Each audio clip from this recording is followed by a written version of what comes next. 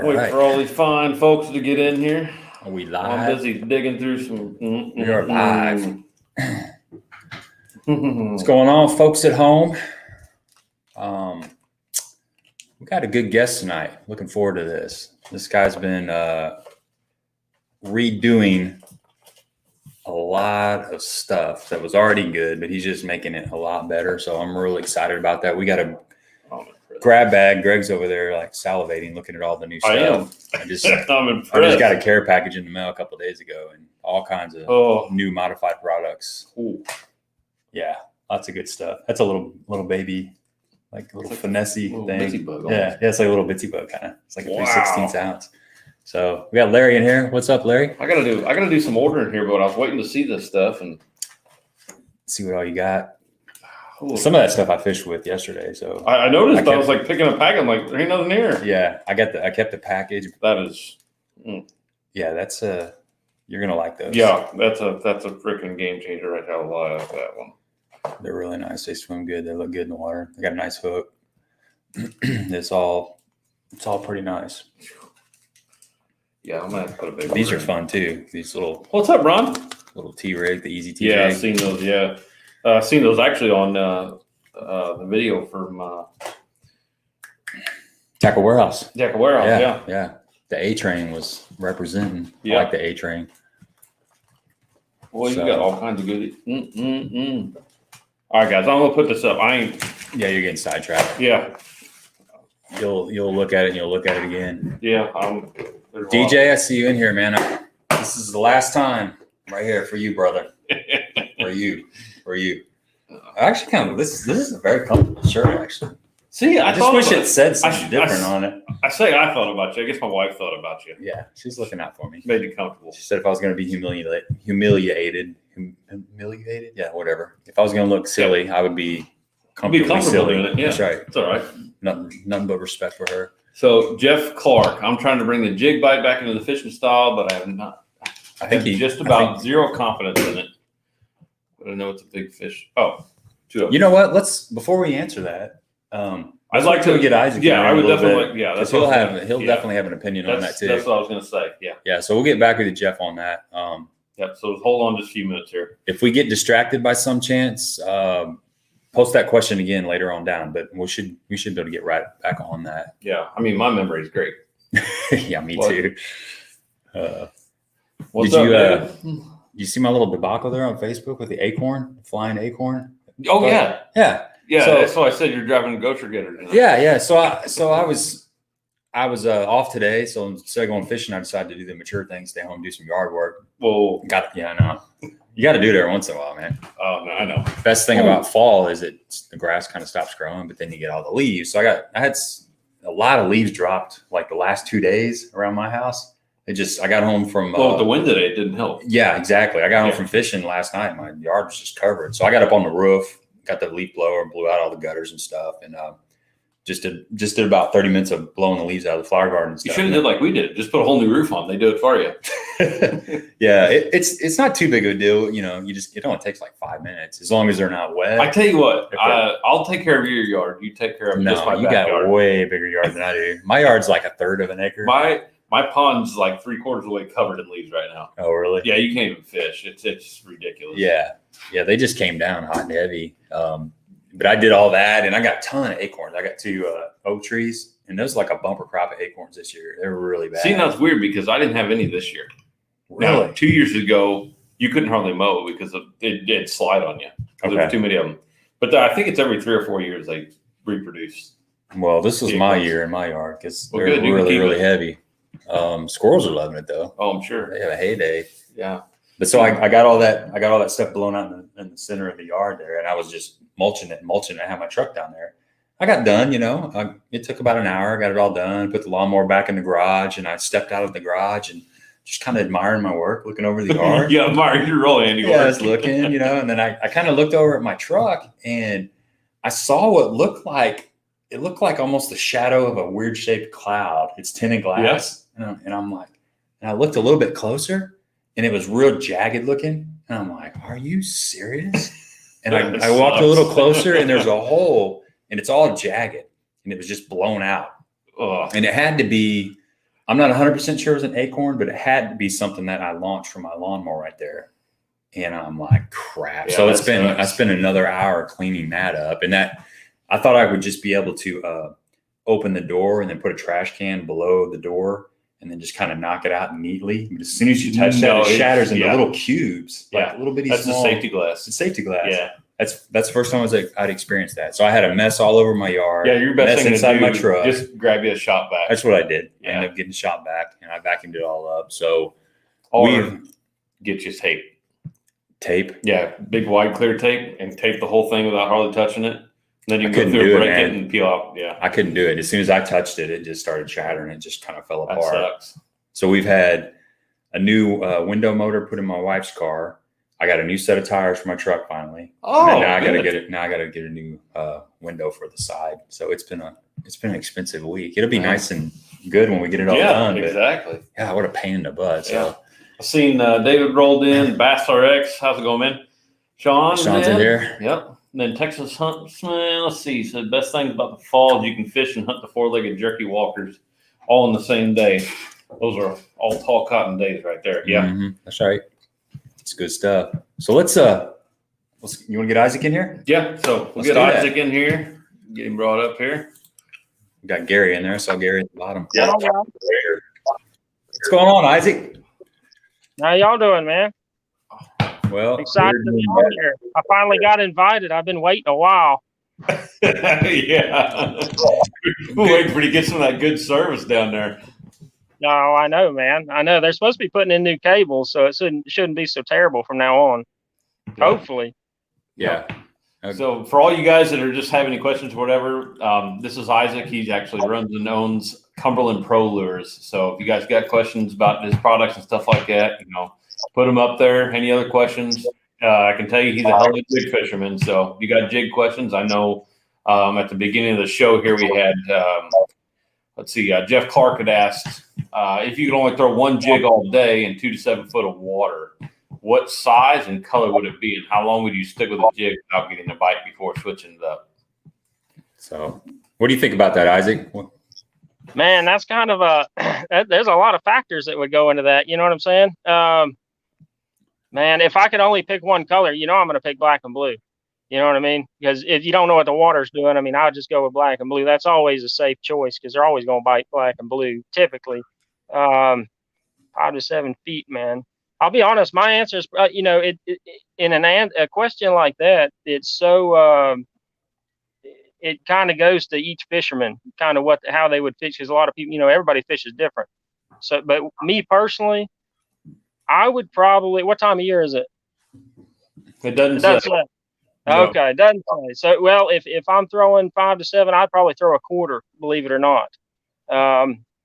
And that would kind of be where I would stick at. And what was the rest of the question? If they couldn't get bit, what? How long would you throw it before you'd switch it up and maybe try something else? I don't know, because I love jig fishing, as you guys probably know, and typically if I'm struggling to get bit in one area, I don't necessarily always think that it's the fish as much as maybe tweaking the presentation, possibly swimming it or ripping it or trying something different to trigger that bite. And if that doesn't work, more times than not, I'm going to move and look for where they're at, because they probably ain't there if you can't at least get one to smack it. I think it was last year I kind of paid attention. I had about 3 days they wouldn't hit a jig. For whatever reason there was. They would eat a soft plastic, Texas rig, whatever, but there's about 3 days last year I couldn't get them to hit a jig. But that was it out of the year, that I went. And so I think most of the cases you can get them to hit a jig. And really, color plays a factor, I do believe. But I think the major ones, black and blue, they typically bite that. Even if you're not keyed in on the color that they're really wanting, I found they'll typically hit a black and blue. But white is a big player too. So maybe even instead of switching and getting away from the jig, I might switch to, something like that and show them a little different presentation. That's a tough question, because there's a lot of factors that would play in that, as you guys know. Oh yeah. What about trailers? Trailers, man, I'm kind of all over the place. I'm kind of one of them guys, like I'll fish a trailer for a while and then I'm like, I'm kind of tired of it. And then I'll move along. I tell you, one that never fails is just an old school, like Zoom chunk. You know what I mean? There's nothing to them. They don't do a whole lot of anything, but man, they just catch fish. They really do. My two now that I'm really hung up on is that new, it's a big bite kamikaze crawl. I really like that. In that 3-inch size, it matches that Procaster really good. And another one would be that it's just about a 3.5 inch little beaver. That's a really nice trailer. But I don't get too crazy with my trailers. I normally only run a couple. I don't keep tons and tons of different trailers because, I mean, you can tell if they're on a jig bite or not, you know. And sometimes when if I get too many options in the boat, I'll just get spun out. You know what I mean? I'll be sitting there figuring, well, what am I going to tie on next? What am I going to tie on next? I think it's good to have a certain amount of lures in different categories, but if I have too much, I'm just thinking the whole time instead of fishing. You know what I mean? and that's kind of an issue. Yeah, you can get to where you're, like you said, you're overthinking it, and you can start changing trailers and doing all kinds of crazy stuff. I would say for me personally, you're right, Isaac. I mean, that's a tough question, but I think I'd have to go with black and blue too because it's so versatile. It's good in clear water and it's good in really stained, muddy water. But I would have to say all around probably about a 1/2 ounce. I would say just because I can put a bigger trailer on there and slow the fall down if I need to. But I can also fish it a little bit out deeper. I can get down into cover a little bit better with that heavier weight. And as far as how long to stay with it, you pretty much hit it on the head. And I was actually talking to Jeff earlier about this. And if I'm in an area that I know is fish and I'm not getting bit within, say, 30 minutes to an hour or something, and I've hit all the good stuff in that area, I'm going to do one of two things. I'm going to make an adjustment, which would probably be if I think there's a flip and bite, I'm going to go to soft plastic Texas rig now, or I'm going to move to a different area of the lake and try some different kind of cover combinations. If I'm fishing wood and I'm not getting bit in that area and I still want to fish with that jig, I'm going to move and look for some more rocky areas. Maybe I'm going to key on a little bit deeper banks with some rocky. Even though I'm still fishing 2 to 7 foot, maybe I'm fishing. Maybe my boat's sitting in 15 to 17 foot of water versus the place I was at before. I'm still fishing 2 to 7, but maybe it was shallower. Maybe my boat's sitting in 9 or 10 foot. So I'm gonna make a location change. And if that's not working, I'm going to try maybe fishing grass or something like a grass, depending on what the lake has to offer. But it really comes down to if you're really wanting to get some confidence in a jig, just like any other lure, the spring is a really good time to get confidence with the jig because those fish are going to be up there in that 2 to 7 foot zone. They're going to be aggressive, and it just takes getting a few bites and having a decent day with any kind of lure, whatever it is, to get some confidence in it. But jig is a killer bait, man. And then swimming it too is another great way to pick up those bites if they won't hit it on the bottom. Sometimes they want it up off the bottom. So yeah, swimming a jig, I think is by far the best way to get confidence, because like my son, I take him jig fishing for a long time. He just swam a jig. That's all he would do. And you'll catch fish that way. Not so much in the winter time, but most of the year you'll catch some good fish doing that. But when it comes to when you're trying to learn how to fish the bottom with a jig, I really, man, I respect your opinion, man. But that 1/2 ounce, man, I would probably go with more of a finesse style jig if I'm just getting started, because you're gonna get more bites. There's no question about that. And then you can kind of move on to it. But that's a tricky question because it doesn't talk about the caliber of fish that are in that lake either. Most lakes with a lot of heavy pressure and smaller fish, like most of the country gets beat to death. I think that finesse jig would be the one to try to generate some bites, whether it's a 1/2 ounce or a quarter, whatever the weight happens to be, but a compact profile for sure. Yeah, and just to add to that, you know, being that he said to think about it as a beginner starting to jig fish, and I can agree with you a lot there on that smaller jig, that lighter jig. But one other thing I will look at is if you're going to do that, is one, you have to have that setup for it. You want something that's going to be a little bit more of a sensitive rod for it, because you're not going to be used to that feel of that jig bite or that necessarily that bottom. I kind of lean both ways with both of you here. You know, he's saying half ounce, you're saying quarter. You know, I would even go like maybe a 3/8. You know, kind of stay in the middle there. You'll have a little bit of that smaller presentation most of the time. You're going to have a little bit of that weight too to help you feel on the rocky bottoms, or whether you're coming over brush piles, stuff like that. It's heavy enough to get down in the brush piles pretty easy, but it's not going to be heavy enough that it's going to get you in trouble a lot.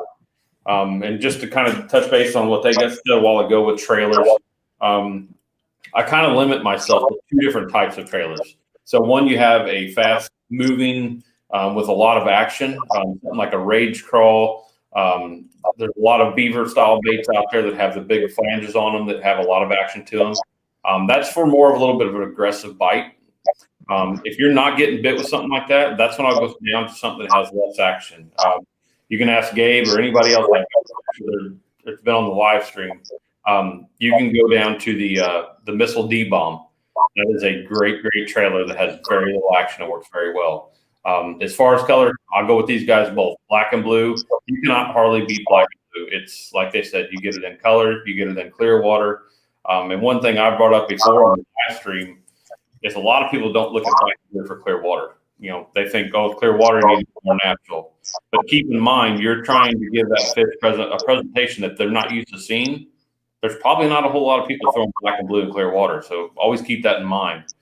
But also something else I would add, and nobody really told me this, but keeping your finger on the line when you're palming your bait caster. Yep. That's a pretty huge deal. But back to the black and blue, you know, you can always mix up your trailers. There's nothing that says the trailer has to match the jig. I mean, I see Gabe throwing green pumpkin on black and blue all the time. Mm-hmm. So, I mean, you can mix it up a little bit too, but yeah, that's black and blue. Most definitely, man. Most definitely black and blue, but you really need getting into jig fishing. I think if you have some kind of a green pumpkin and a black and blue, you're good. Yeah. You know, any variance of that, trailers, I would just keep it simple, but jig fishing, you know, learning any new technique, I think that the biggest thing is just leaving everything else at home, because you'll fish for like 5 minutes and that'll be it. You'll be moving on to whatever you're used to using. Yeah. Yeah. Right. So I got another question for you here, Isaac. Let me put it up here for you. This guy was asking here.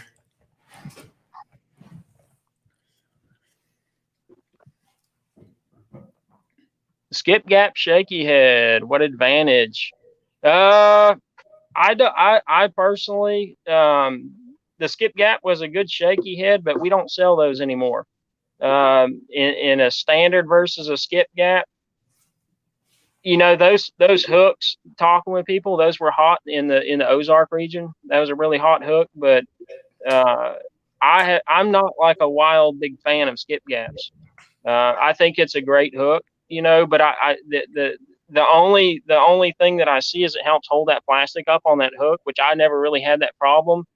But what I don't like about them, and this is just personal opinion, you know, everybody has one, but is by putting that extra, I don't have one on me right here, but by putting that extra bend in that hook, it almost reduces the bite size of that gap, if you know what I'm talking about.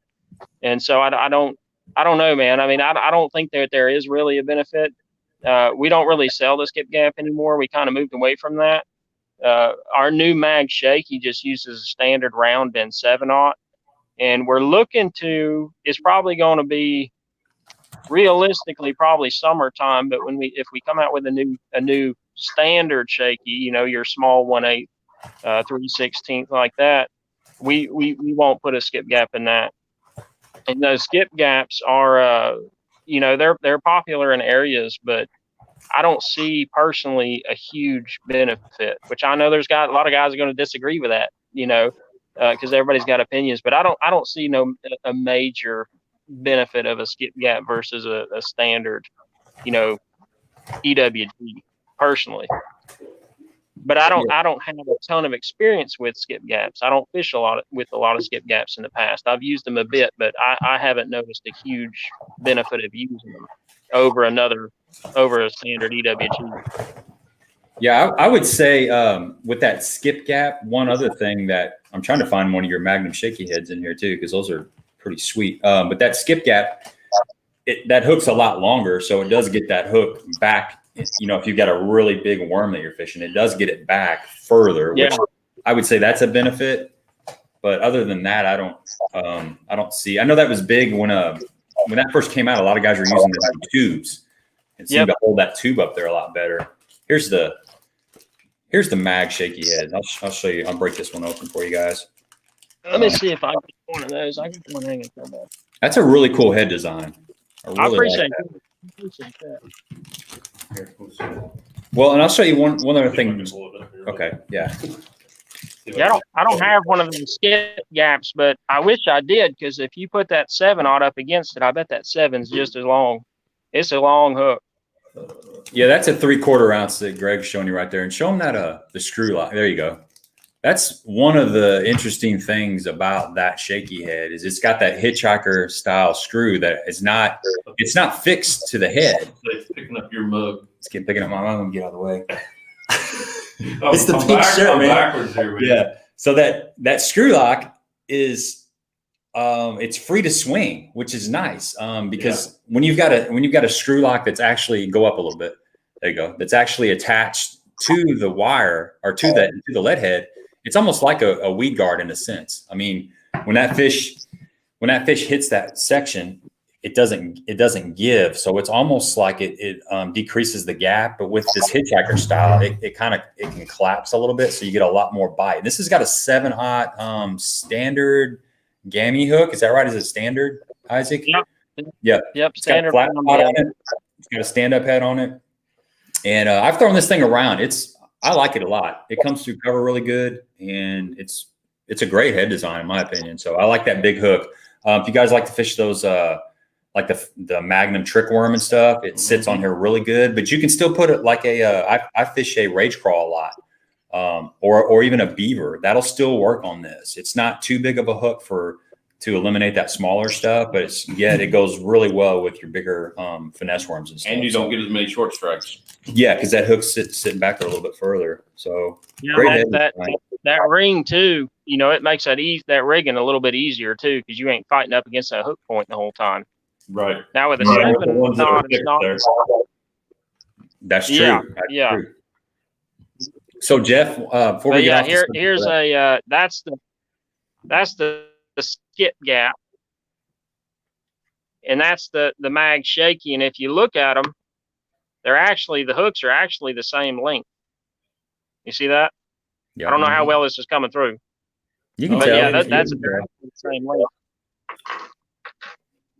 Yeah, so back to Jeff was talking about like a finesse type jig, and this is typically what people call a finesse type jig. This is a 3/16 ounce Procaster, but it's that finesse skirt. So all that is instead of having a full skirt, this upper part of the skirt would be hanging down. It's just trimmed, and it kind of forms a collar if you look at it like that. And that's got a lot more finesse-y profile. You got basically half the amount of skirt, just a lot smaller profile in the water versus say this, this is a 1/4 ounce jig. This is the swim jig, but still look at how much more skirt this has than this. So this right here is going to get a lot of bites, and it'll catch big fish too. I mean, thing about a finesse jig and small baits in general, you see a lot of guys catching, look at Sandy Cooper this week. Pollinet caught one like 7-10 on a drop shot, and that's a little bitty baby worm. So little baits, they'll still catch big fish. You just couldn't wait to throw it out there, could you? About the drop shot. The drop shot. Yeah. Hey man, when it gets tough, that drop shot shines. This jig is a good confidence thing. That Bitsy jig, the Procaster, it's got a little bit of a softer fiber to it too. So you can throw that on spinning gear real easy. It's got that little 2/0 hook in there. But and it's hard to see on that camera, but that hook is not, it's not ultra light wire hook. No, so it's solid. I'm pulling on it right now. It'll hold them. But yeah, those bitsies, that's a great little jig, man. I like them. I like them a lot in the wintertime. Just throwing them around, dragging them around real slow with a trailer. You know, kind of a longer. I like a longer trailer in the winter for whatever reason. I don't know why, but like I'll put a full size beaver on there. You know, one of the downsides, but I won't cut it at all. Just leave it nice and slender and long. But yeah, that's a great little jig. And we got a new color in that jam up. Did I send you one of those? I think so. It's got that purple in it. Yeah, Man, that's a killer color right there. I didn't see it in there. I think it's in there somewhere. I'm trying to figure out how many of these he's going to actually leave here. He probably won't leave either. Somebody asked what line size you use for your jigs. Which ones? Well, say I'll you're tell in you, a quarter ounce. on the Procasters, I'm typically throwing 15-pound fluoro is what I typically go with. And then on the bitsies, it's more 10 to 12. But you know, some of that goes to personal preference. That's just what I like to use on them. On the swim jigs, I'm typically throwing 15-pound fluoro too. I found it's a good tough line. I use cheaper line. I like that red label. I've had good luck with that stuff. Not a lot of breakages. Every now and then it seems like you get some crazy pack, get some bad spots in it. But in general, that's good line. That's good line, and it's a fraction of a lot of the cost of the other ones. Yeah, I know a lot of guys kind of frown when I say this, but even my spinner baits and swim jigs, I usually throw in about a 17-pound fluoro.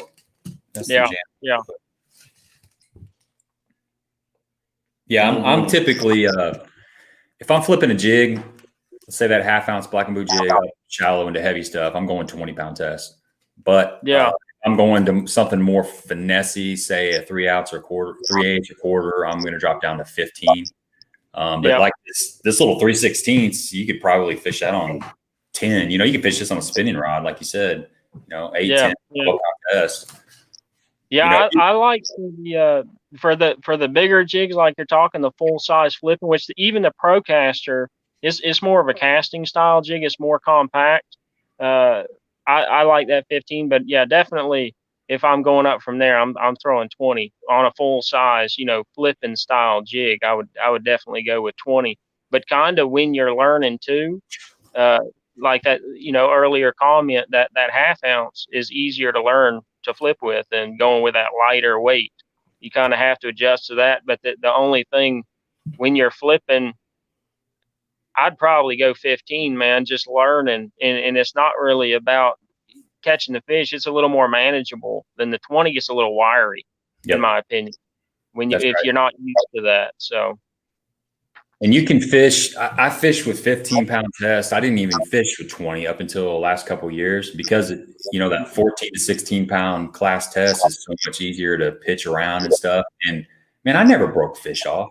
I really didn't. Oh no. I mean, if I broke fish off, it was my fault because I didn't retie. You know, 15-pound test is plenty to get them out.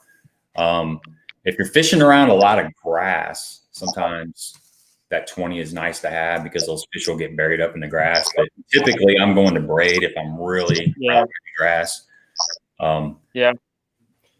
Grass is grass. I'll always throw braid around. If there's grass anywhere, I'm throwing braid at it. I've had bad luck trying to throw other lines. Now I can know you can do it. You know, a lot of people do, but I always do better with braid for sure around grass pads, anything like that. It just, they don't, it's almost like when they get wrapped up in that stuff, they can kind of leverage with it. And they'll use that stretch and that little bit of stretch in that line to their advantage. But you know, a lot of that stuff goes to personal choice. You know what I mean? Some guys still fish mono around that stuff. You know, I couldn't do it, but that braid, man, it's gotten so good. It used to be kind of like rough. You know what I'm talking about? But they've refined it so much. That stuff's pretty incredible now. I don't fish with it a lot because I don't fish a lot of grass around here. But if I go down to Florida, I'm always got the braid on, always. The only time I use it around here, because we probably don't even have locally. There's one lake that has some deep grass, but on that lake, you know, with it being deep grass, you're typically fishing edges. You're not fishing through the grass. It's just the way they set up there. But it's ultra clear lake. But generally with the with that braid, I don't worry about them seeing the line. So, because back in the day, like braid, I fished pretty much solely braid everywhere, just for the non-stretch factor, and if you do is say you're finesse fishing and you hook a big one, it's kind of insurance, you know what I'm saying?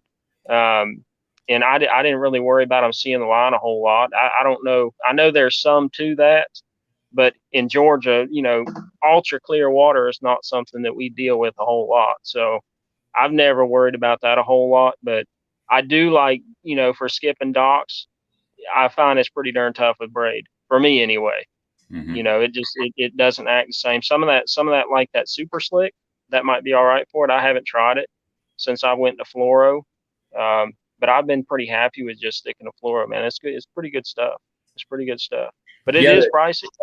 Yeah, no kidding, man. It is very pricey. That's a good thing about braid is you spool up with braid and it's good for 2 years a lot of times, depending on how many fish you're catching on it. And the one thing that you hear, the common thing that you hear about like punching grass with braid is the noise. You got that noise factor of the braid rubbing against that vegetation. Mm-hmm. I think that if there's anything that spooks fish, I think that can spook fish if you're in really heavily pressured water and everybody's hitting those mats really hard. And you just mentioned that super slick. That's a lot quieter.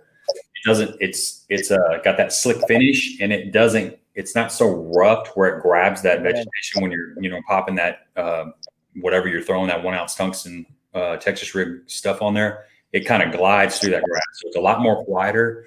That's something that I've kind of been playing around with. But another thing with that braid, on a spinning rod, I always fish like 15-pound braid, and I'll tie like a 7-foot leader section of like 8-pound fluorocarbon on there. That's how I fished it. Well, I decided when I went down the Table Rock this February for that BFL that I was gonna take some of the braid off and put about 30 yards of straight fluorocarbon on there, just because it's a lot clearer down there, right? And your hook set is horrible. Once you get used to that braid and that no line stretch, you go back to fluoro, and fluoro's somewhat of a low stretch. It's definitely got less stretch than mono, but it still has plenty of stretch in it. And my hook sets, you'd almost hurt your elbow, because I'm used to just with that braid, when you're throwing like a 1/8 ounce shaky head or 3/16 ounce shaky head, you just kind of reel and pull back. That's all the hooks that you have to do. It's kind of over the head. But when I was doing that with all the fluorocarbon on there, I wasn't getting a hook in them. They were coming off. You were just pulling the fish forward. You're just pulling the fish forward, yeah. So I had to really set the hook on them, and I've gone back to just the leader, the 7-foot section of fluorocarbon. So that braid, man, it gets them out of the grass for sure. If you're fishing with an advantage. I don't do a lot with spinning tackle. I don't even own a spinning rod right now. Bait casters, they've gotten pretty advanced now with the line advancements. You can do a lot with the lighter weights that you used to couldn't. But I don't do a lot with the spinning reels. But typically when I know everybody out there, ties braid to fluoro or braid to mono or whatever. I've never done that, man. I don't like the knot popping through the eyes. You know what I'm talking about? That's kind of my hang up with that. I'll go one or the other. That's it. Yeah. I keep it simple. Yeah. And I don't like the idea because there's a lot of good knots you can tie where you don't have to worry about failures. But anyway, you look at it, it is a weak spot. You know what I mean? It is a weak spot. But it's like I said, there's so many different ways of doing things. People do it. Everything's personal preference, what people like. And I don't know, man. I've never seen a huge need. If I'm throwing braid, I'm typically fishing grass, but a lot of my fishing style, I'm a river guy, so I'm not fishing ultra clear, ultra deep, way out there. I'm fishing, 30 yards from the boat typically. So there's really not a lot of need for that in my style of fishing. Yeah. I typically, we'll touch back on the spinning rod because Greg really likes talking about spinning gear so much. So we'll just stay on it for just a little bit longer. But when I'm tying that leader on there, I don't want the knot to go inside of the reel. So that's why typically it's 7 foot. And basically what I'll do is I'll tie my fluoro to braid, and then I'll cut off a pretty long section of fluorocarbon, longer than I need. And I'll reel back up. And when that knot is right about to go into my reel, I know that's about where I want it to be. So then I'll cut off just enough to where I can tie something on there, and it'll be basically hanging about a foot off my rod tip to where I would cast. Because you get a little bit of friction when the knot's going through the guides, but you get a lot of friction, and that's when you can get your wind knots. Is if that knot is actually on the spool, it'll cause problems. A lot of times it won't go off the spool properly. So just a little tip for you guys out there: if you want to do that, keep that leader link short most of the time. I mean, that's just what I found. Unless you're fishing like table rock, it's crystal clear. But even then, I don't think it really does you much good. I mean, they're usually focused on that much. That's what I'm saying. Yeah, it doesn't do you any good to have a 15-yard leader. You know, like you just said, you can go with a foot or even 2 foot at the most, 3 foot if you have to. But they're not going to be looking at that line that's above them. I mean, they're going to be looking at that bait. So it's kind of a waste of time. I did have one question up here for you, Isaac. Here it is. It's from White Whale.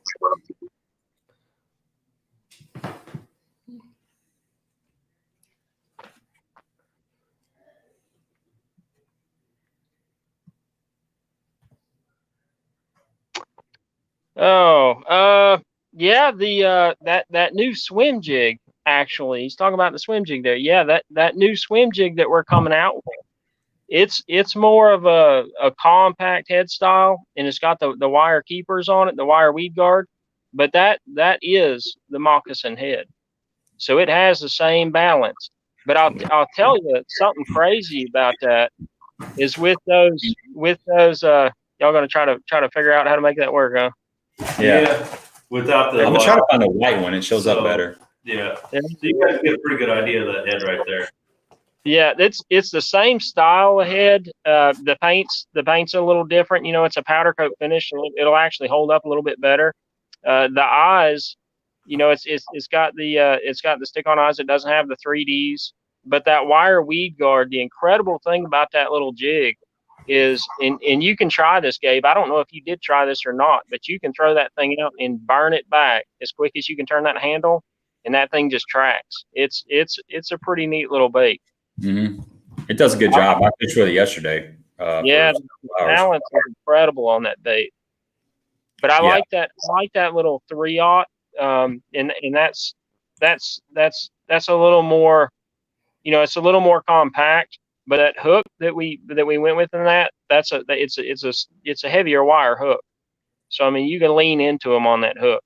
In that wire weed guard, you know, I don't know. There's probably some that are pretty familiar with those, but that wire weed guard, I actually like the hookup ratio better on them. I really do. They collapse. And the other nice thing about them, you know, with a fiber weed guard, it's almost like if they get a little bit off one way or the other, they track sideways in the water. But with that wire, you set it and forget it, and it tracks perfect every time. But you don't have to keep messing with them. You know, once it's there, it's there. Yeah, it comes. Let me see if I can show you. So that wire, here's that wire weed guard, and that hook point is right there. I actually bend these out just a little bit because you got them tuned so perfectly that I like a little bit of play in that. But once these two little weed guards come down, that hook is just. I'm not showing it the best, but that hook is right there. It doesn't take much to get a hook in them. And the other thing I like about this, your skirt material doesn't get hung up. You know, you got 2 wires to deal with a fiber. Hung in between. They'll get hung up in there, and this really it doesn't happen near as much, and it picks out really easy too if it does happen. So that's one of the advantages of the wires, I think. Yeah, especially after you catch a fish with those fibers. Man, them things just weave through that stuff. You got to sit there for 5 minutes and pick it out. But yeah, that's a great little jig. We've got that one in a 1/4 and a 3/8 ounce. I was actually looking to put it in a half. I wanted to put it in a half too, but once we kind of prototyped it and got the half in, man, it looked like a football jig. It was it was too much lead for that little bitty hook. You know what I mean? Yeah. But I like the 3/8, and really, if you there's a lot of different things. Say you typically throw a half swim jig. There's a lot of you can downsize your line. There's a lot of different things you can do. Watch your trailer selection to get that extra depth if you need to. But yeah, that's going to be a special little jig, man. And if I'm not mistaken, I believe that's the first swim jig with them wire weed guards on the market. I haven't seen another one. So Okay. that it's pretty cool. But I've been catching fish on it all year. I would have to say my favorite color in that is that royal shad. Yeah. That's a killer color, man. That's the deal. It's got kind of a smoke colored head with some purple and just a little bit of pearl on it. That's a great color. That's that first one I think you sent me a while back. Yeah, but that was a prototype, but it didn't have any. It was just a bare head. Okay, let me see if I got one in here. We got any more questions? I think we missed. Yeah, actually, well, DJ put this one up for you, just to make sure you've seen that. Make sure it makes a good backdrop when showing lures. Thanks, DJ. Yeah. Anytime I'm doing any kind of tutorials and stuff, I'll make sure I have a pink shirt on, so it'll just pop, And Lisa likes the pink shirt too. I saw your comment on there. Thanks, Lisa. I heard Stephanie was talking about cedar being tough. Terrible, yeah. Yeah. I've heard that from quite a few people. It's just tough right now in a lot of places. Yeah. That's a question for you, Isaac, on the spinner baits. There's the royal shad. I still got it in the package, but that's that royal shad color. That's the one I pulled out earlier. Yeah, that's a hot color right there. That's pretty sexy, man. Yeah. I like that. And that reminds me a lot of the spinner baits I throw a lot. Mm-hmm. Yeah, that's a great color, man. What now on this question, Sean? Which spinner bait is he talking about? The Insomniac, or the standard bullet? I'll have to wait till he answers back on that. While he's getting back to us on that, Stephanie said, "What part of Georgia do you fish?" Middle Georgia. Middle Georgia, okay. And you live on a lake, don't you?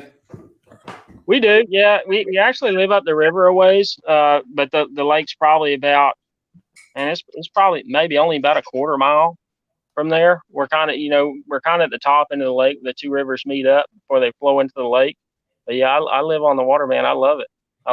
It's pretty incredible, man, because it's nice because I don't always fish there. Sometimes I'll go other places, but you do get lazy living on the water because you don't, if your boat's already in the water. But, I tell you, the nice thing is, before I would go all day, spend the whole day out there. I'm like, man, if I'm loading the boat somewhere, I'm going all day kind of deal. But now you can I can kind of go out and hit those prime times. Fish a couple hours here, a couple hours there, and really let's hit the prime windows because I can come back later. You know what I'm saying? I'll go home for a little bit. So I love it, man. It's pretty awesome. We do get a lot of flooding though. That's the only downside. Really? Yeah, we do. I remember the first time, which when we moved here, I wasn't expecting it. We got some rain, and I didn't think about it, but it normally takes a day or two for the rivers to come up. And overnight, I got up the next morning, my dock was gone. It wasn't physically gone, but it was underwater, and my boats were like pointing upriver. They ripped the cleats out of the dock. Luckily, they held by one each. Yeah, so I was like, oh my gosh. So when we get flooding, I'll tie to the dock like long leaders, but I'll pin out a couple anchors off the side so it doesn't like drift over the dock when the water drops. I'll have a boat sitting on my dock. So it is kind of interesting on the river. That's not really a big lake issue, but on the river, it's something you have to kind of watch. But I like it, man, because you don't get quite so much boat traffic up there either. You know what I mean? Like on Main Lake, it's just all day in the summertime, so you get a little bit of a traffic, but not like on the Main Lake. How many acres is that lake? I believe it's about 4,500. Okay. It's not a real big lake. It's not that great of a lake for fishing, to be honest with you. It kind of gets beat to death a little bit, but it's like anything. If you spend enough time out there, you can find them. You know what I mean? You kind of find that little spots that they typically hang out. But I hear a lot of guys come down here fishing it, and they're like, man, is this lake got any fish? It's one of those lakes, you know what I mean? Yeah. It's one of those tough ones where you just if you don't know it and really put some time in on it, it's pretty brutal. And it can be brutal, anytime, but it's really brutal. But I typically stick to the rivers. That's more my style. I fish a lot of backwater sloughs. A lot of river current. I don't know what it is about rivers, but I like having more stuff going on. You know what I mean? Because the boat's always moving. There's always something happening. I love it, man. I love it. And there's another river that's close to here. You saw the Instagram post of that shoal bass. Oh yeah, a couple. It's probably last week. Yeah, it's pretty close to here, man. But that's a wild ride getting up there. I mean, because you're running, you'll have 12 inches on one side of the boat, down to the sandbar. I mean, it's rough. You bump through rapids. But man, there's some good fish up there. There really is. But I wouldn't go there without a river runner for sure. You know what I mean? Their river runners are awesome. I don't know if you ever run those before, but I used to go through a lot of props before I got one of those. But that river, man, it's an incredible fishery. It used to be just crazy. But when kayaking got big several years ago, it's not quite as good as it used to be. You know what I mean? Because just the more number of anglers out there fishing it, with getting access with the kayaks, because you got to literally beat your boat to death to get up there, where the honey hole, so to speak, is. But you can do it with a kayak pretty easy. But it's gotten a little tougher out there since then. I don't know if it's because people are pulling the fish out, or the fact that they're just getting that much more pressure. It's making it kind of trickier out there sometimes. I'm not really sure which one it is, but yeah, they've got shoal bass out there, a lot of spots. There's some largemouth, but it's kind of a funny river because it's in certain sections you'll catch the different species. You know what I mean? They kind of group in different areas, so it's a pretty interesting place, man. But those shoal bass, that's pretty sweet fish. I like to catch them in a 5-pounder anywhere. You're like, well, that's not crazy big, you know what I mean? But for a shoal bass, that's a big one. That's a good fish. But there used to be a lot more. And when I caught that one, I caught him right in front of a rock, and it was like textbook, you know what I mean? The current's like ripping around, kind of in an eddy right there. And man, there was one same size come out with him, just right beside him. But that was really cool. I thought really on that fish, man, I thought he was like 3 pounds. You know what I mean? before I got him out of there, I didn't think he was that big.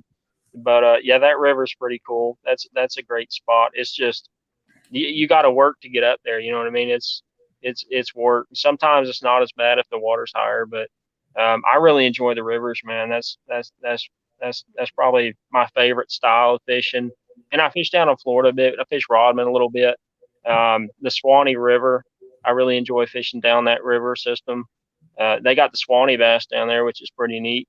I think those are only in, what is it, like two river systems that you can find those. So that's pretty cool. But we were supposed to go. I really want to go to, and I ain't even saying this because the Bassmaster deal, but I really want to go to Sandy Cooper. And I think I was talking with Greg last year. I was supposed to go down there in the springtime, and my buddy, when all the COVID stuff hit, he's a crane operator, and he's like, man, I can't leave my job. I'll get fired. You know what I mean? So it kind of put a hold on that trip, but I'm gonna make it down there, man, because that lake looks pretty incredible. And we were gonna hit it at the perfect time. I was pretty pumped about that. But yeah, I'm predominantly a river guy, man. I mean, lakes are just I like more going on. You know what I mean? I like the boat moving and just stuff happening all the time. In on rivers, you don't really you can't just sit there and pick stuff apart because it's gone. You know what I mean? The boat's always moving, always something going on. I really like that aspect. It keeps it pretty exciting for me. Yeah, I like Wywell put a hashtag up there. Spinning rod is not a fairy wand. So hashtag spinning rod is not a fairy wand. I agree with that 100%. Greg agrees with that 110%. Yeah.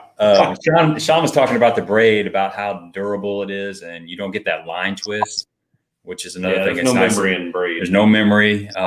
That's one of the advantages. Isaac, just to let you know, he was talking about the standard bullet on your spinner bait. The standard bullet.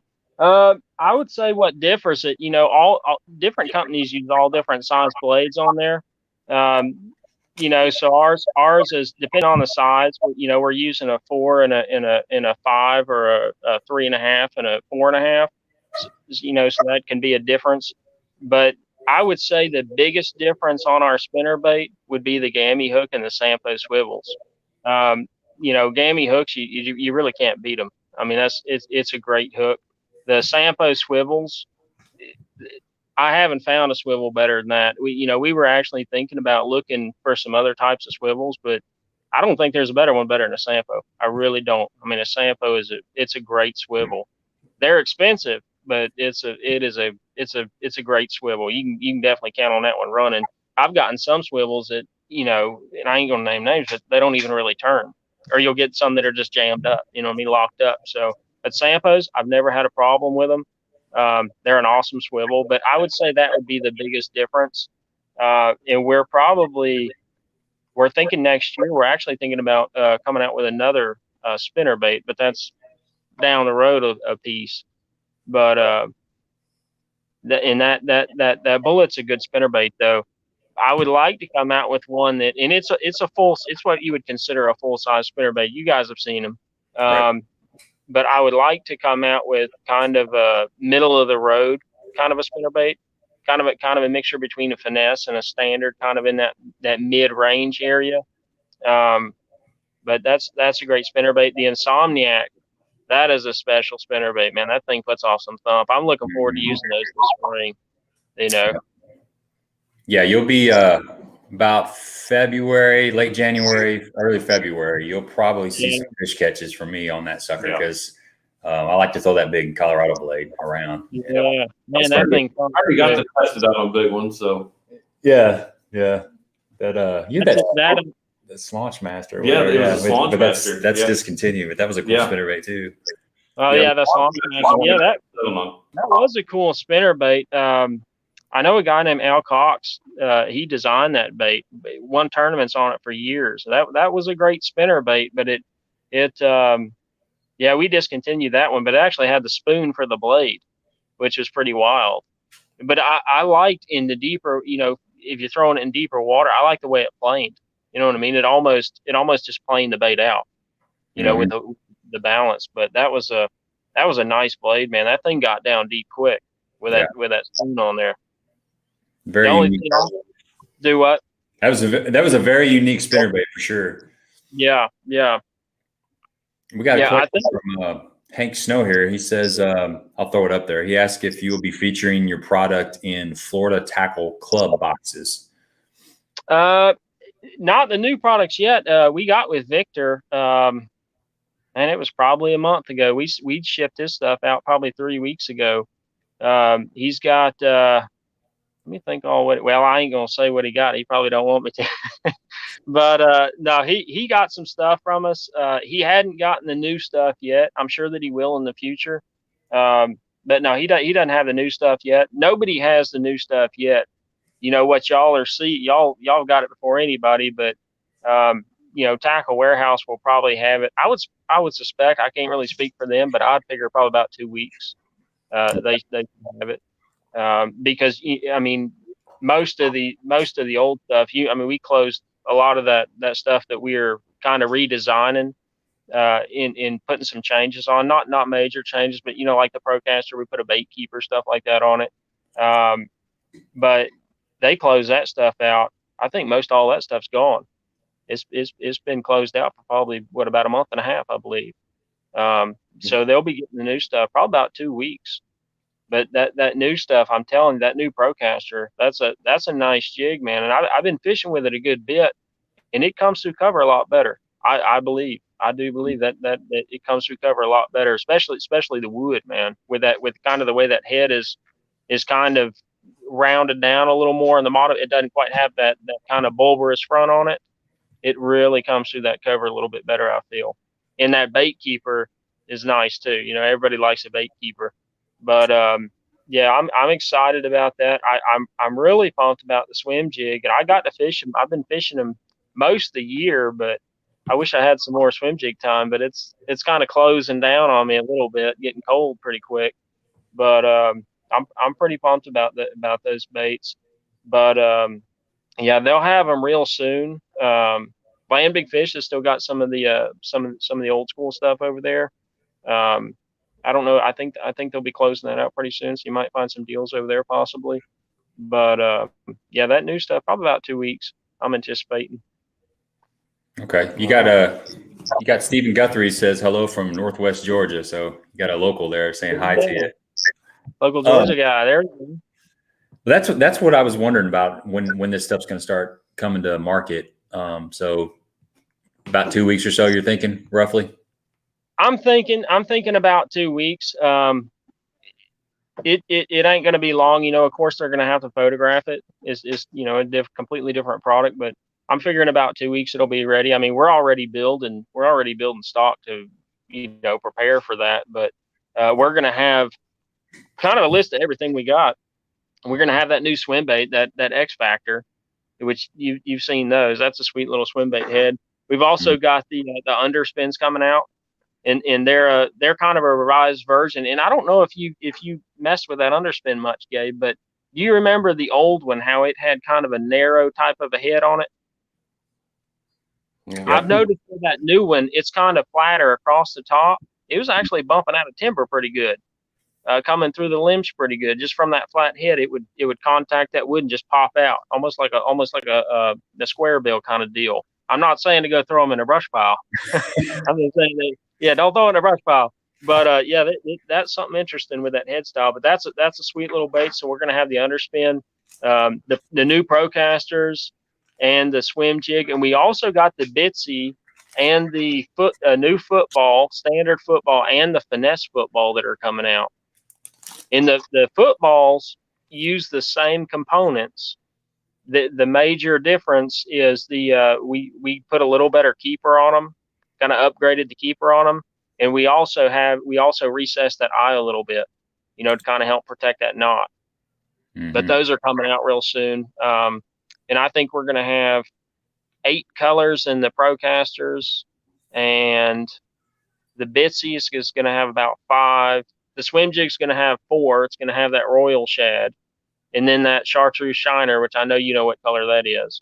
And we're also going to have a midnight shad, which is that black and blue, with that little bit of a what would you call it, a clear with a flake in it, in the bluegills color, which you've seen on the buzz baits.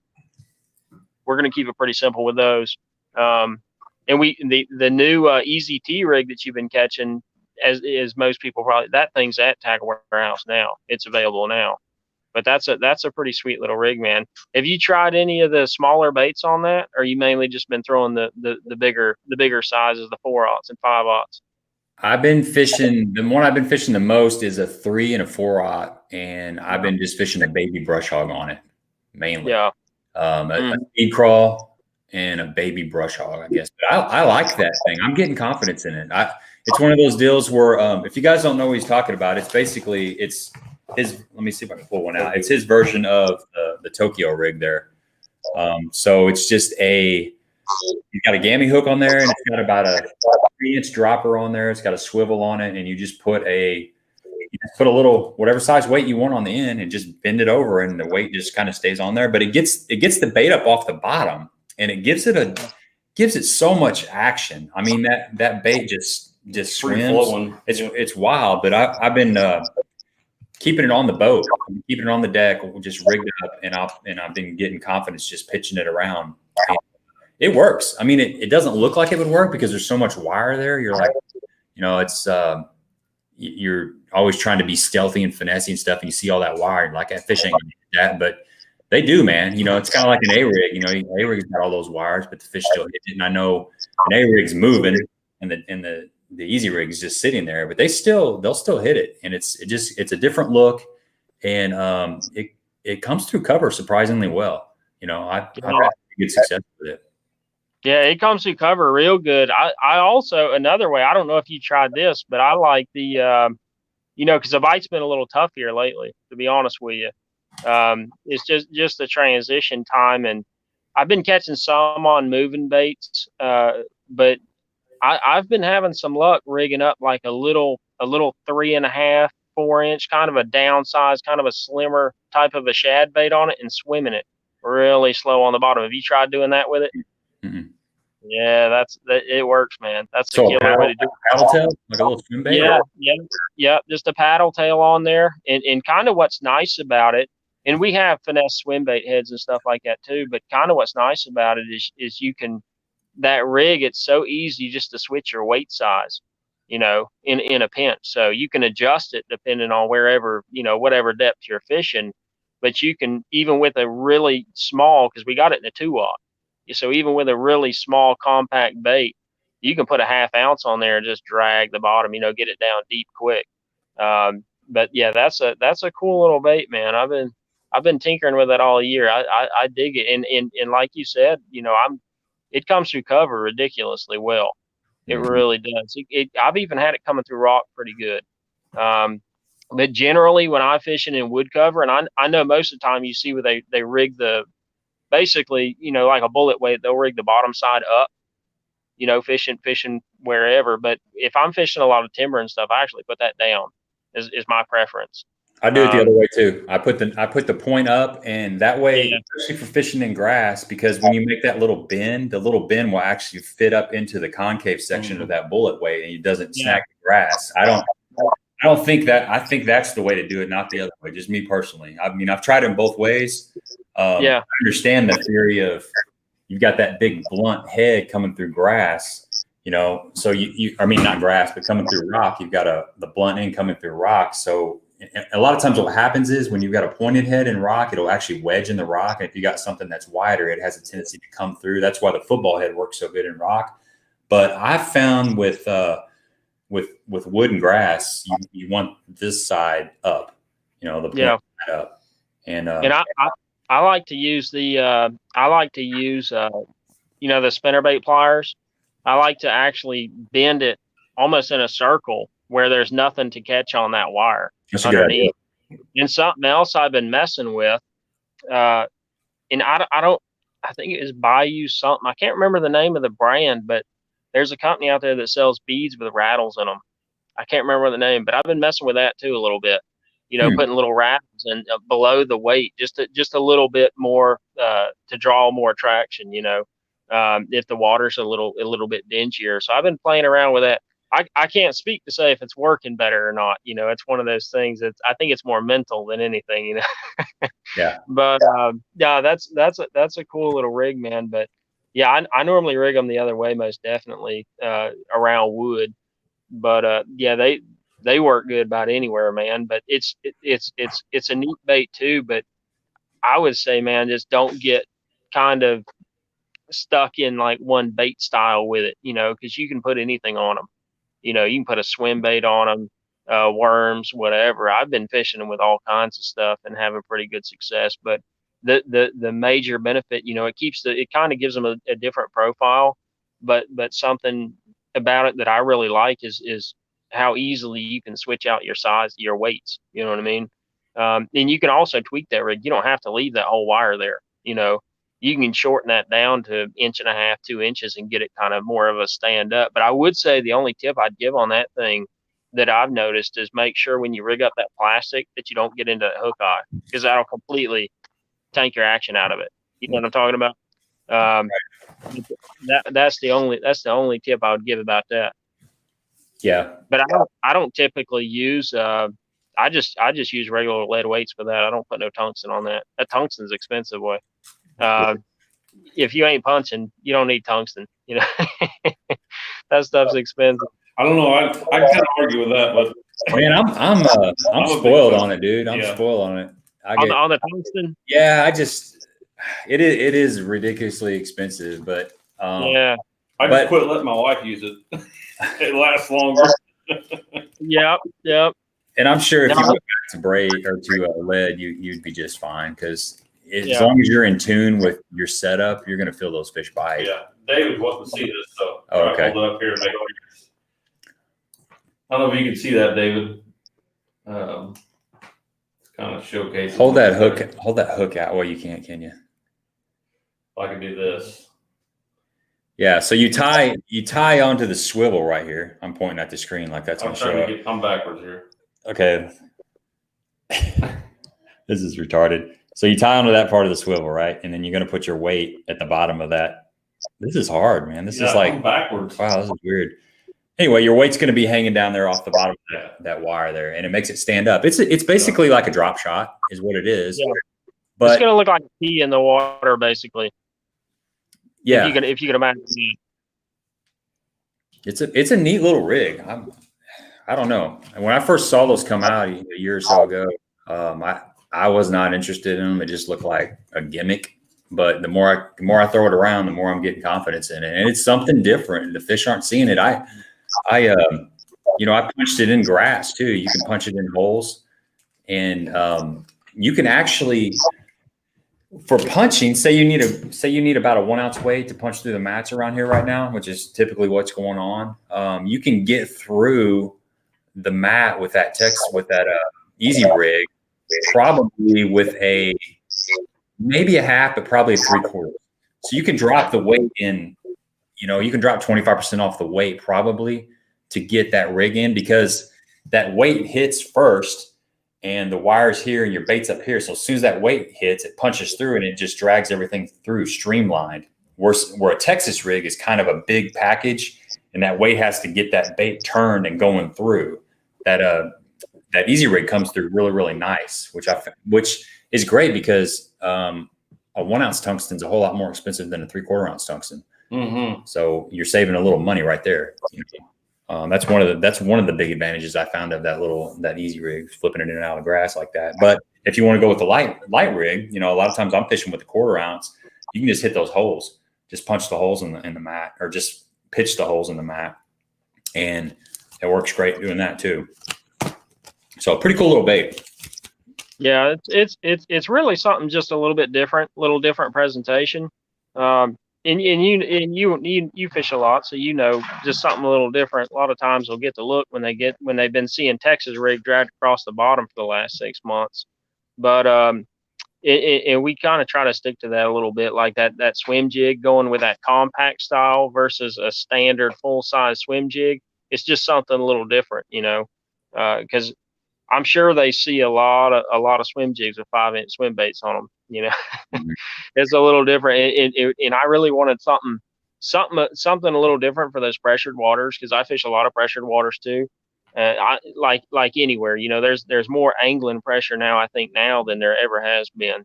Everybody's out there fishing, which is a great thing.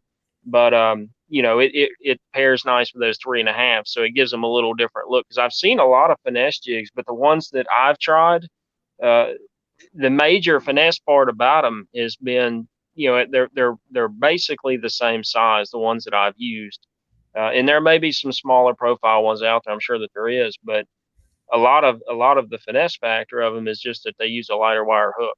They're still a good size swim jig, and we wanted something that was super compact, that would pair perfectly with those little swim baits or little craws, a real tight little package, that would also really be great on some of those spot lakes, or smallmouth, something that they could really key in on that wouldn't overpower them. There's the underspin head. I took one out of the box there. I really like that a lot. I like that gold blade you put on that. I like the gold. It's a little bit different. Especially is that that's the chartreuse, one with a little bit of chartreuse on it? Yep, it is. Yeah, a little bit of chartreuse on the nose there. I don't know if that'll help. I'll say light blowing up. Yeah, we've got that chartreuse shad one. It's got the gold blade, and also we have a bluegill. I don't know if I sent one of those or not. The green pumpkin with the orange chin. It's got a gold blade. That one I'm pretty excited about. And then the standard pearl, it's got a silver, and then we've got a what's the name of that other color one? I can't remember now. It's basically that smoke. Got a gray smoke, don't you? Some kind of smoke color. Did you say that? Gray smoke. Yeah, that smoke colored head. It's got the silver as well. Yeah, here's the bluegill's color. I still got this in the package, but here, let me take it out. We'll just take all these out, man. I'm going to fish them in eventually anyway. But that's that bluegill's color there. Yeah, pretty good looking. I like that head design a lot. I haven't thrown it yet, but I can just tell by looking at it, the way it's balanced, it's gonna be something you can really get it moving through the water fast and it won't roll over. Oh no, Right, good. And I see what you're saying. How the nose is kind of it's nose is flat. kind of blunted right there, so it would come through cover a little bit better. Yep. A lot of times you guys are throwing these around brush piles, just not really going through the brush piles, but kind of staying outside of the brush piles or going over the top. And if you get a little bit too close and it just barely ticks, with that head design, it should come over. I mean, the minnow head, like the old one, is going to roll. Like that minnow head definitely is going to roll. This one should, it's balanced, it's more compact. It should stay up a little bit and give you a little bit better chance of coming through that brush. Yeah, it deflects a little bit better than that other one. That other one would basically, when it come in contact, it would turn sideways on you and hang up. Right. But I'm still advising throwing them in brush piles. You still want to avoid that. As a business opportunity, you hope they throw them in brush piles. Oh, I don't know. Right. Paulie D down here, 251 Grilling, says the Tokyo rig works well when you find fish in an area and throw it after the jig. So I guess he's using it as kind of a cleanup bait. The fish turn off and come back in behind him with a different look. And Tom says, have you ever tried the Mojo style weight on them? I haven't, but that's a good idea. I mean, that makes total sense. That Mojo, that weight comes through rock really well. So I don't see why it wouldn't work. They've got a bunch of different weight options you could do. I've seen some football options. I mean, there's a bunch of different weights that you could run with that. I've seen some people run the longer drop shot style weights on them. So I mean, you can mix those up pretty good. I want to try I actually want to try the football version. I don't remember what company had those football weights. You remember seeing those? Mm-hmm. I do. I'll say you could actually go with, starting out, if you didn't worry about losing it, you could actually go with a single split shot, because you'd pull it right out of there if it got stuck in rocks. You're not losing the rest of your rig. Yeah, you could do that, but there's two of them in a pack, so. Right. Yep. But I'm telling you, and you guys know, because you fished them. Those are pretty. They come through cover ridiculously well. I don't lose a lot of those rigs. Typically, when I hang them bad, I'm typically around chunk rock, which eats everything. But just fishing standard rock or timber, I don't have a lot of problems with those hanging. It's like you said, you got to remember that tip about turning that weight around. That's a pretty big one. Yeah, I think that makes a difference. Sean's out. Good night, Sean. Thanks for stopping by, buddy. You know what? I want to pivot just a little bit before it gets too late into this, and I want to talk about like the whole process of coming up with the ideal of a head design or a jig design, and then take us from that, just when it's on, it's pencil and paper, and then the next step to actually getting it developed, getting the actual physical thing made, and then the molds.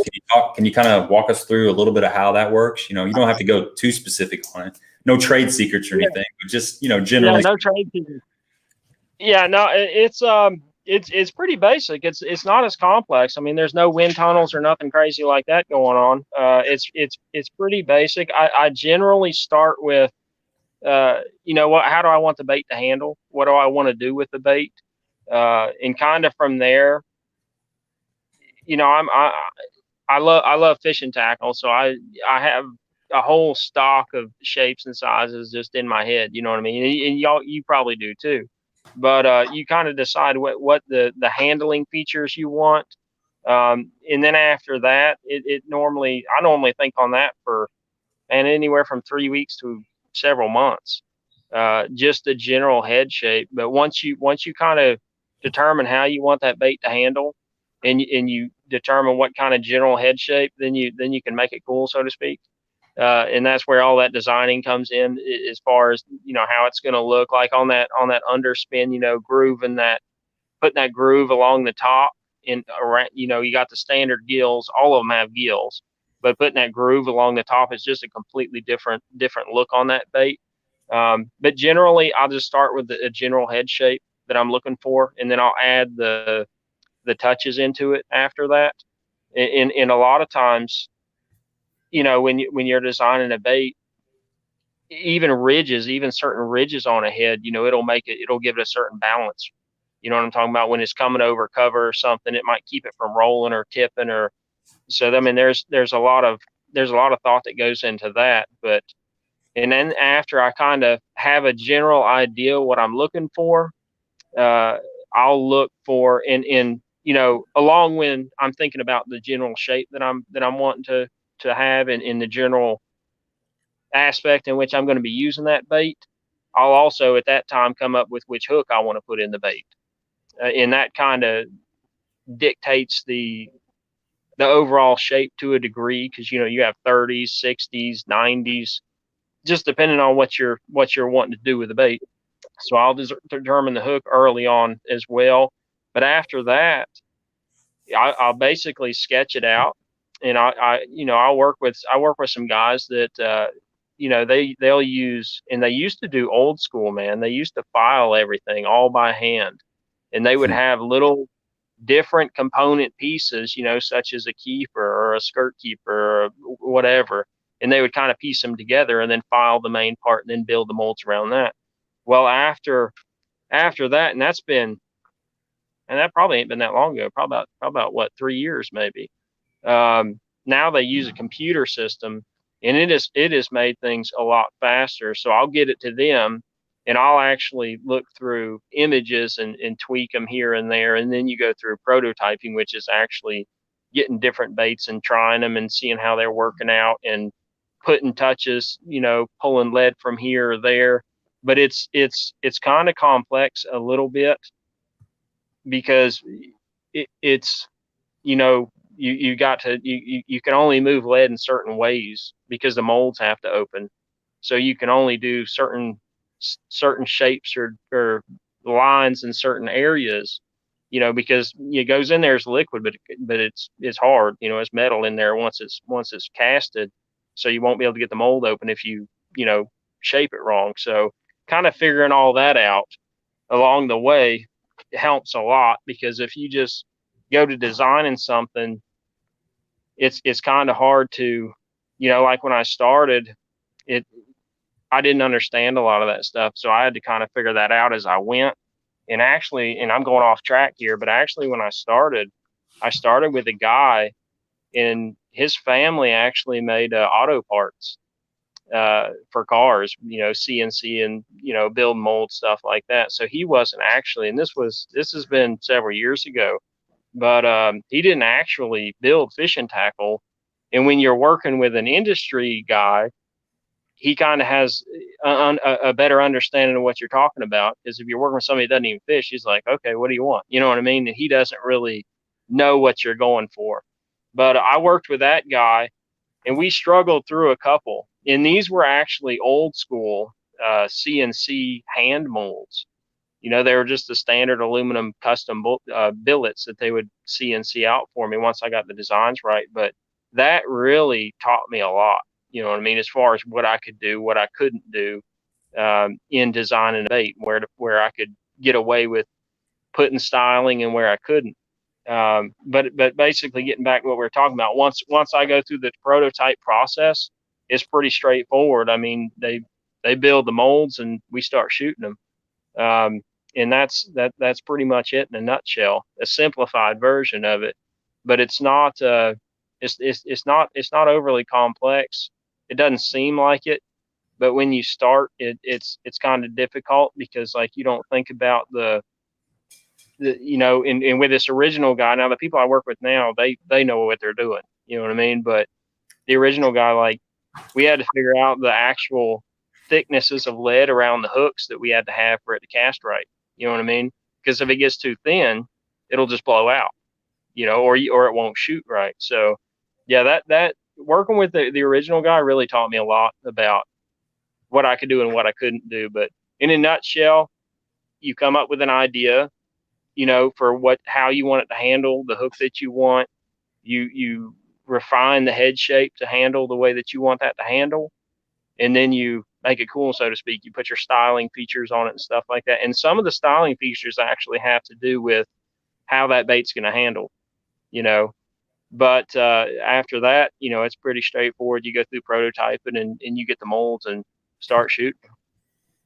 It's a lot of work. Yeah, that's a lot of work. It's you got to really enjoy that, or really be hungry to do all that. That's impressive.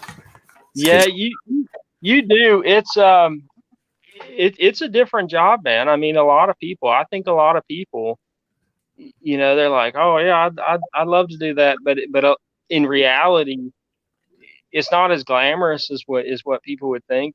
You know, I love it because I love building baits, but a lot of people don't like building baits. You know, because we might build 1,000 of this or 1,000 of that or whatever it might be, and it gets monotonous for a lot of folks. You know what I mean? Doing the same thing over and over and over, but you really have to love it. You really do. But I mean, I love making baits, man. I mean, it's awesome. And you know, Cumberland, we don't outsource anything. And as you know, a lot of companies, most companies are outsourcing, so they're not, you know, they don't actually have to build them. But I really enjoy the building aspect, you know, and coming up with something. And it's always really cool to me when you kind of have an idea in passing, you know what I mean?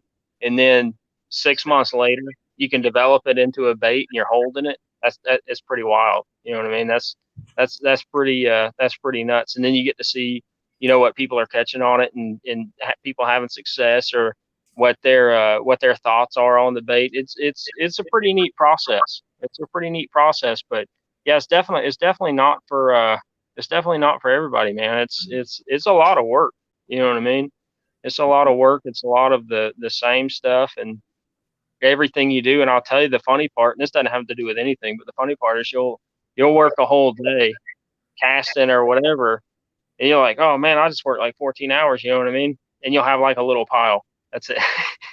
You know what I mean? A full day, you got a little pile at the end. But I mean, that's part of it. Everything's so small, it kind of messes with your head sometimes, you know, because you'll work all day and you're like, oh man, I should get all this. In my personality, I always think, oh yeah, we can get this and this and this and this and this and this and this done, you know, no problem. And I never reach it. You know what I mean? I always shoot too far, I think. But yeah, it's interesting, man. But I really love it. Probably the design aspect is my favorite. You know what I mean? Coming up with new baits, because you know, with Moccasin we had all our own line. In Cumberland, they've got some killer baits, man.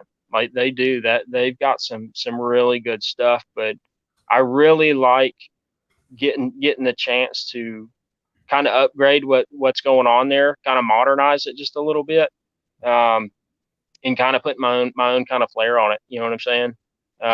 That's a really neat aspect, because it kind of personalizes the bait to you. You know what I'm talking about? Like it versus something that you come up with. You know, it kind of personalizes that bait to you. And also, you know, in Cumberland has been, it's a 28-year company. You know, it's an old company, but a lot of things have changed in 28 years. You know what I'm saying? So everything has to upgrade at some point. So we're trying to we're putting in some cool upgrades, man. And as you see, that new stuff, man, it's next level. It's pretty awesome stuff. But we're keeping a lot to the you know, to the quality specs, as far as, you know, we're keeping all gammy hooks. We use about all gammy hooks. There's a couple baits and a couple products that we don't have gammies in, but we always use gammies predominantly and Sampos. So they're good quality baits, man, but they're at a good price too. So they're not ridiculously expensive. You know, they're at a good price point. In the durability is really good on that paint. I'm sure you've noticed beating those around, that paint don't come off. Yeah. But yeah, it's a neat aspect, designing them though. I really enjoy that aspect. It's interesting though, but it can be frustrating too, especially with all the COVID stuff, how long everything's taking. You know what I mean? Because you're always like in a rush, you know what I mean, to get something out or get something done or whatever, convert something. and man, they just can't move fast enough. You know, they've done a great job, but it's, you know, you're always like, oh, when are we getting this done? And COVID just put the brakes on everything. I mean, you've seen the shortages in fishing tackle and stuff. It's everything's kind of jammed up right now. But luckily, with us doing our own manufacturing, we're still putting stuff out all the time. You know, we don't really have a lot of stock issues with that, and we haven't had a problem with component issues either. So we're keeping stock up. Well, that's good, man. That's nice. That's one of the things I really like about Cumberland Pro is that it's made here in the USA, which is good. It's good to know that you're supporting an American company. And before I forget about this, we got a giveaway. I'm sitting here looking at this box, and I totally forgot that we got a giveaway tonight. It's a Cumberland Pro care package, and me and Greg didn't advertise this because, like we said last week, we wanted to offer this to the people that come on here and support us on the stream, and we didn't want to put that out there in the social universe. So these giveaway pirates just come in and snipe all the free stuff and then leave. We wanted to just kind of go under the radar on this and have it available for, you know, the true fans and stuff, the people that we see on here all the time. So Sean's gonna be a little upset with you. I know. I'm sorry. I know Sean went to bed, and gosh, I saw that comment, and I'm like, just hold on just a little bit longer, Sean. So we got a couple questions, right? Yeah, we got two questions. Yes, I do. Okay, so Greg's going to throw out the question. This is a 2-part answer deal. Yep. So number one, you have to answer both questions. Doesn't matter which order they're in or whatever, but you have to get both questions right, and then you will be the first one. I guess it's first answer gets it. Yeah. So first one we see pop up here in the comment section. Yes. That's what we're going to go with. So here is the first question. What brand and color jig did Gabe catch the two biggest ones on his last video at Kincaid? And then what bait did I catch my PB on this year? Yep. So if you go and look at my last Kincaid video, I caught two really nice fish on a certain jig. You need to know the brand and the color. And the video on yours was this spring, right? This spring. Yeah. Okay. So what was it? What brand and what bait? Well, let's just say what bait. What bait was it? Okay. So there you go. You guys do your little bit of research. I want to know the brand and bait. Yes. Brand and bait. Okay. And so let me go over what you guys are answering these questions for. We got quite a few nice things. We got a 1/2 ounce Procaster in the Missouri Crawl. This is this bait right here. If you guys fish a lot of those Ozark lakes, this is a great color, that Missouri Crawl. Mike Marfell, the guy we had on here last week, this is one of his go-to colors. And then we've got another go-to color, which is a 1/2 ounce football jig. Is that that's not the finesse, that's a full-size football jig, but this is PB&J, peanut butter and jelly. This color works good anywhere. Bluegill imitator, excellent. And then we've got the 1/2 ounce Barron Crawl. And that's a football head as well. So a 1/2 ounce Barron Crawl football head. This is a great color around here, guys. I've had a couple videos where I was throwing the actual Procaster, but in this Barron Crawl, and it works. They like this color here in Southern Illinois, Southeast Missouri. We got some more jigs in here. This is a 3/4 ounce Naked Crawl football jig. This is a great jig as well. And then we got some Ned heads. You want to show any of these? Or no, go ahead. Okay. You're the one with the longer arms. I got short arms. I can't reach that far. I feel like I'm hogging all this cool stuff. So we got a 4-pack of 1/2 ounce Green Pumpkin Weedless Pro Ned heads. So we call these weed resistant Ned heads because Ned heads are notorious for getting hung up even with the weed guard, but these are going to keep you unsnagged a little bit more. So good quality. Good quality bait right here. Guys, this is all stuff we fish with too. Yeah, this is all stuff we fish with. We've been testing this stuff ever since we got with Isaac with Cumberland Pro, and this is all stuff works. So those jigs are the old school jigs though. Yeah, they're the old school jigs, but they still work just fine. You'll catch fish on them. So here's a 3/8 ounce Procaster in the Cumberland Crawl. which that's the best color. Yeah, that's another really good color, man. This works good at Kincaid. You guys have fished Kincaid? This is a really good color in springtime on Kincaid. So, and there's still no answer, and DJ is not right here. And then here's a little sneaky bait right here. Yeah. This is an 1/8 ounce Pro Spin Tail Spinner. This is for right now, the fall time when these fish get on those really small young of the year shad. A lot of times they won't look at, the normal standard size stuff. This right here is a little bit sneaky. It's got a little small Colorado blade hanging off the back of that hook, the bend of that hook. Cash really well. It comes through the water. It runs pretty true, and this is kind of sneaky. Yeah, so Greg, that's what I was telling Isaac the other night we were talking. And for right now, this time of year, that bait is phenomenal for your big bait balls. Everybody's throwing big paddle tail swim baits and spinner baits and swim jigs and everything else. You sneak in with this little thing, it matches the hatch perfect. Especially smaller baits. That thing's been great, man, because it's especially on those days when they're keyed in on those little fish and you just can't get them to touch anything. Yep. That's the deal right there. Those are also good on crappie too. Yeah, that's a good. Oh yeah, bait. Definitely. Yeah, I can see that cleaning up on crappie for sure. George is getting pretty close here. Didn't quite get the right bait on one of them. And then we also got, this is a 3-pack of the 1/4 ounce finesse bait, basically a swim bait heads. So this is going to be good for those smaller swim baits, like your 2.8, 3.3, stuff like that. It's got it's a small hook, like maybe a 1/0, 2/0. 2/0, yeah. 2/0. It's a 2/0. And it's a finer wire.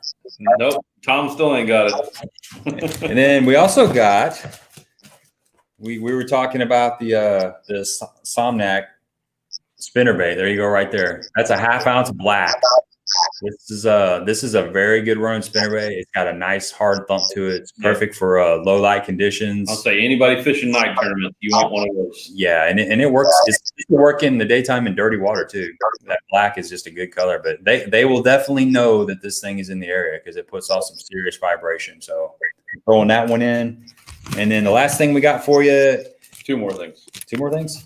Oh yeah, that's right. Yeah, stickers. We got the 3/8 ounce. This is a bluegill irritator buzz bait. It's got the little clacker on it. Gold blade, bluegill. Let's see. There we go.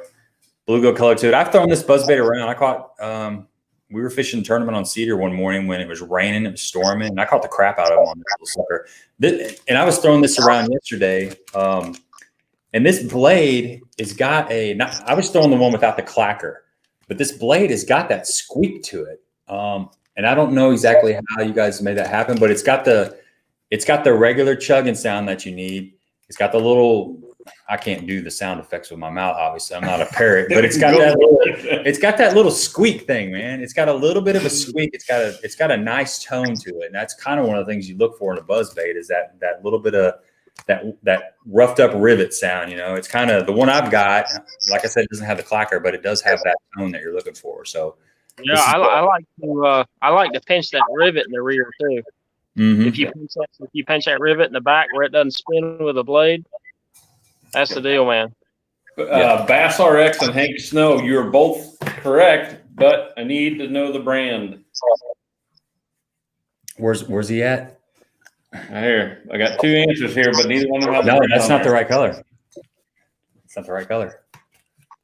You know what color it is? That one, right? Nope. Here's what color it is. I said the color a while ago. ago. Oh, yeah. Never mind. I see what you're saying. It is. And in that, it's this color. Oh, I got you. And in that video, I talk about the color, and I actually several times. Okay. So it's I remember. Yep. We also got a couple. As we were talking at the beginning, we got great memories. Right. Yes. And I just looked at the message too. We got a couple stickers, a couple decals here, Cumberland Pro decals, and I'm going to throw in a couple Tin Horse Monty decals as well. And Greg, I don't have any more. I looked.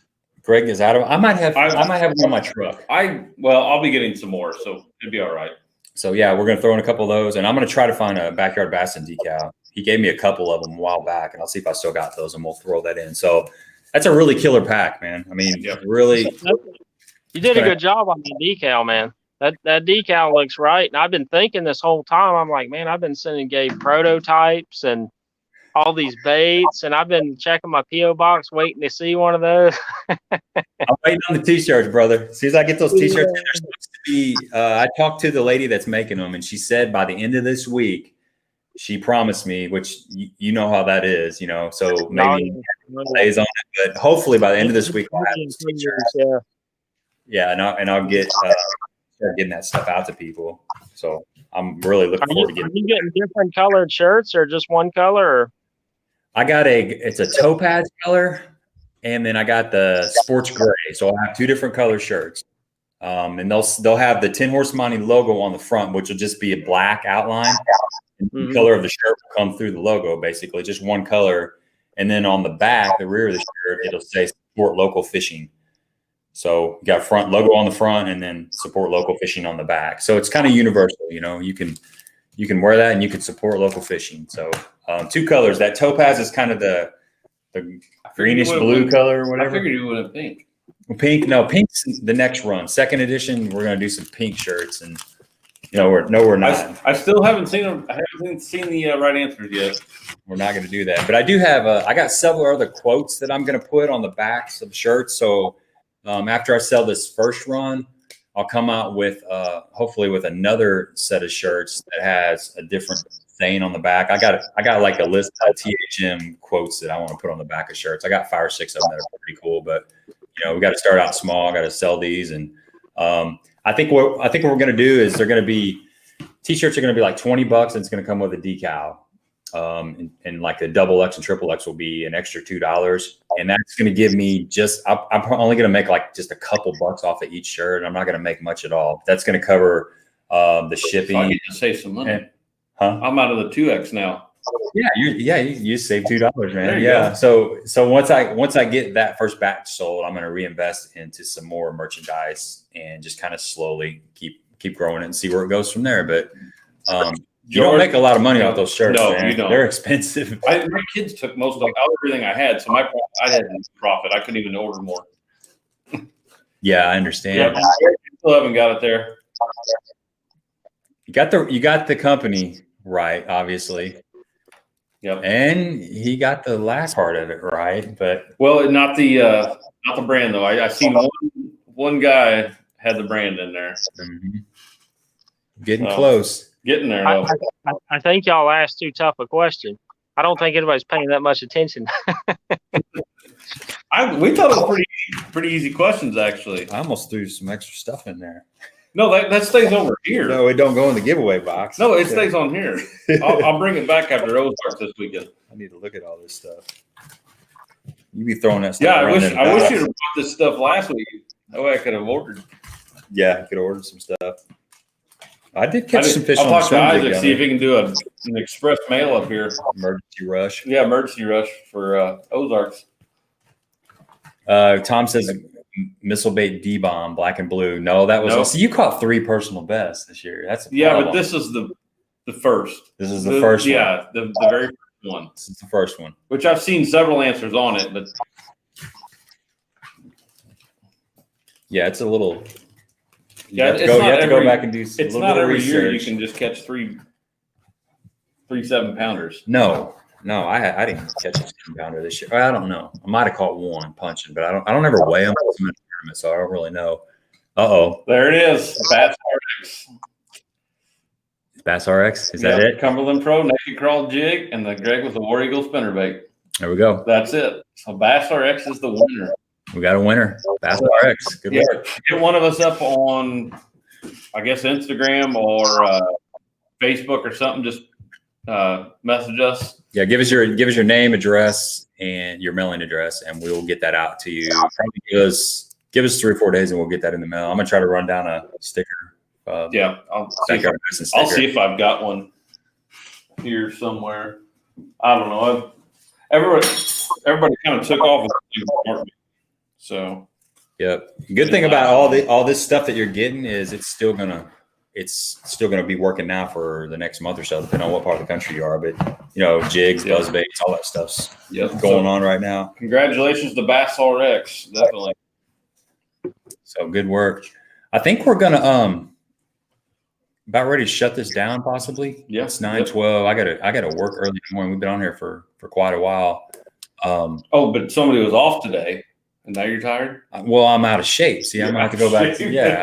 I'm not in the work week groove, man. I'm going to go back and I'll be tired. I was shoveling and raking gravel today at work. So, dude, I was raking up glass in my yard from my window. That's what that was from your own fault, though. I guess it was. Man, who'd have thought? I think it was an acorn. It had to be an acorn. We got so many acorns.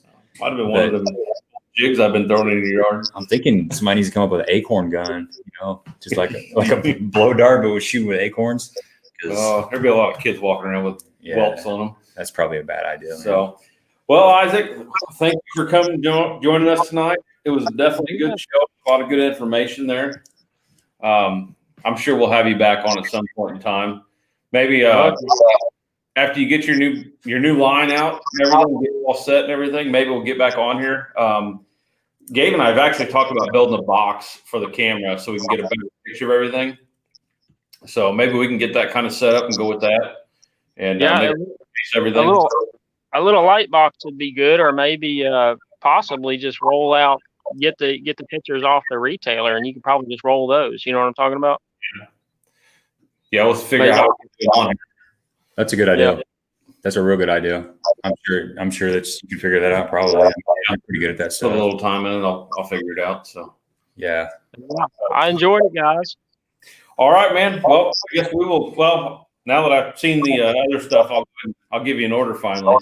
There you go. Yeah, I'll be waiting for that. Yeah. All right, Isaac, we'll talk to you soon, man. Appreciate you coming on here. It's good talking with you, man. All right, y'all. I appreciate y'all. Y'all have a good evening. All right, man. Take care. See you. All right, bye. So there you go, man.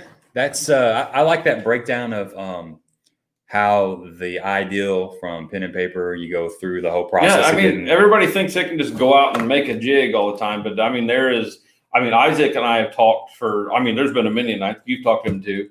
You know, we'll spend 2.5 hours on the phone with him, just kind of go over and how stuff got started and this and that. And it's mind-boggling the amount of work that he has to go through to design just one bait. Just little tweaks, just little angles here and little shaving this off of here. And just so if you guys go out and see somebody that's just making a jig or making a spin or whatever they're making, just grab one of his and then grab theirs and look at them closely, and you'll see there is a huge difference there. Just with the balance of it, the weight, the way it sets in your hand and comes through the water is completely different. I mean, there's a lot of different things in that bait, and a lot of thought that goes into those. So, yeah, George, those underspins are pretty cool.